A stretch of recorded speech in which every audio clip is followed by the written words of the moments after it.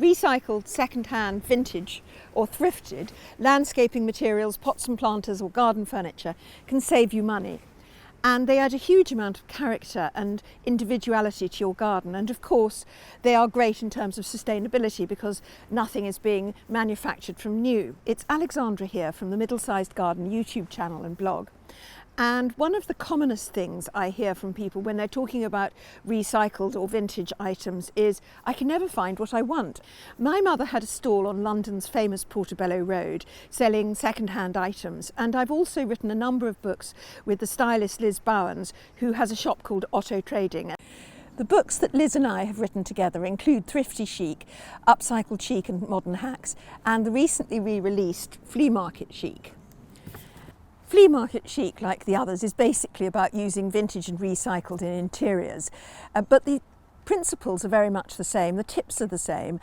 And what I've learnt from writing these books with Liz, as well as from my mother's stall, is a lot about how to reuse, how to find vintage and recycled items, and really how adaptable they are. Just looking again through Fleamarket Chic, I can see flea market country, flea market town, flea market contemporary, flea market traditional. It's a very adaptable style. Firstly, buying vintage and recycled items is a long game. Think of it perhaps as slow shopping, rather like the slow movement in food. If, for example, you're going to buy a garden bench and you want to buy it new, you can go to a store which sells garden furniture and you'll see several benches, or you can go to several stores in one day, or you can look it up on the internet. But anyway, one way or another, you're going to find a garden bench within a few days. You can click buy and it will be delivered to your house. But buying second-hand and vintage doesn't work like that, because you can't rely on any individual item being in any particular sales outlet at any particular time. So if you go and look up garden bench on one of the online auction sites, or you go to your local salvage yard or thrift shop, you may not find a garden bench this week, but if you go every week, you will find garden benches, and eventually you'll find the one that you like and that fits your budget. So the first step is to get to know your salvage yards, your thrift shops, your charity shops, your local markets, and also the online auctions where you can actually put an alert for certain items. Also, for bigger things such as garden furniture and bigger planters, a small charity shop in town probably won't have them, but there are a number of charities worldwide and locally, such as Emmaus, the Salvation Army and Habitat Restore, which actually will collect furniture from you and will sell second-hand furniture. So get to know those as well. There's a very useful directory of flea market sales at the back of Fleamarket Chic. In the States they'll be called yard sales or garage sales. In the UK they're called car boot sales, and also antique markets in the UK often have a flea market end, so have a look out for those. There are flea market sales all over Australia. The biggest one in Canada is called Dr. Fleas and it's in Toronto, and Paris and Lille are very well known for their flea market sales. In both Italy and France, there's a system called warehouse marketing or depot vente, where people actually leave their second-hand furniture and they have it sold on their behalf, and that can give you some great bargains. Our garden chairs come from a depot vente in France. And then visit them regularly. Now, once you're visiting something like a market or a thrift shop or a charity shop, be quite methodical about it. Start at one end and go right down until you get to the end and come back again. If you dot around looking for things to catch your eye, you will miss things. The next thing is to get your eye in, and the way you get your eye in is to look at the sorts of things you want to buy. So, for example, when you're visiting gardens, which garden benches do you really like? Start to think about garden benches, which style, and then you'll recognise the ones that you like much more quickly. And also things like going to shows, for example, they're using much more in the way of recycled and vintage items in the show gardens at the moment. Read books about recycled and vintage items, blog posts, see videos like this. The more you actually look at things, the more you'll work out what your own taste is, and you'll get ideas of what to do with things in an unusual way. Another thing you can do is let friends know you're in the market for taking things away. I featured Kathy Pickering's Rustic Cottage Garden, and quite a lot of things came from friends who were throwing things out. So how to landscape with recycled materials? Well, I interviewed Ollie Hayden of the Walworth Garden, who also have a garden design service and encourage their clients to consider recycled materials. And he says probably the best recycled hard landscaping material you can use is recycled stone. But he also says don't forget about recycled concrete. It's already been made.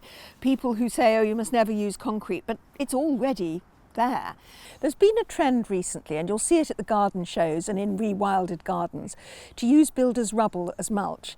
If you've got a new build house, or if you live in town and your house has been built for over a long number of years, you very often do have pebbles and rocks and stones and all sorts of bits of concrete in your earth, and it's really worth picking them out, because then your border will be much improved. It'll be much easier to plant and grow in it. And then of course you've got this pile of rocks and pebbles and stones to do something with. You can make yourself a little modern rockery, or in fact you can do what Eric Cameron did at Great Compt Garden. He picked so many flints out of his soil that he actually built little ruins with them. If you're having your garden revamped, it actually costs money to have things like the old pavers or rocks or things taken away. So one of the things you can do is donate them or exchange them. And this means that the free sites like FreeCycle and Freegal and some of the Facebook marketplaces, or even just friends, are a very good source of things like old pavers or rocks. In fact, everyone I know who's got rocks in their garden managed to get them free from someone else who was throwing rocks out of their garden. But don't forget, of course, if you've got anything, donate it rather than have it sent to the local tip. And the other thing to think about is how you can reuse something you've already got. For example, garden designer Jane Beadle in her own garden had a rather ugly concrete patio, and she's replaced it with stone, but she's put the concrete pavers, broken them up and put them into wire baskets called gabions, which are a wonderful wildlife refuge and act as a bench. And I've also seen gardens where they've filled cracked concrete pavers with mosaics of broken china and tile. So you can do all sorts of things. A friend of mine didn't like her concrete pavers on her terrace, but she couldn't afford to replace the whole terrace. So she actually took some of the pavers out and had them inset with bricks. So now the terrace has a very pretty pattern. In terms of garden edging, there's lots of recycled options. You can use corrugated iron, recycled railway sleepers, recycled brick edging, and any kind of second-hand edging that you come across. When it comes to recycled pots and planters, you can literally grow a plant in anything.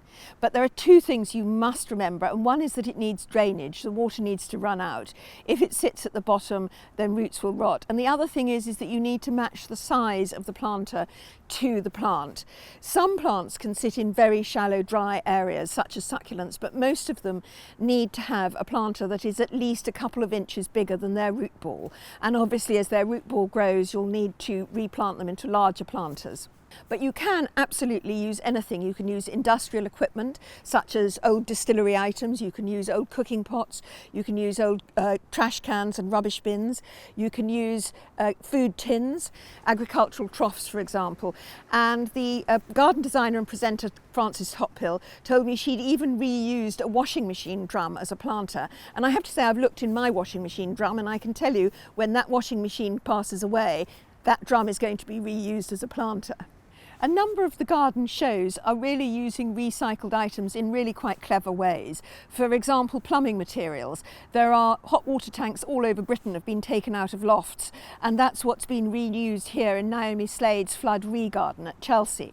And at Hampton Court, Mike Long's show garden uses plumbing materials such as an enormous drain as a garden seat, and reuse copper piping and taps to create a water feature.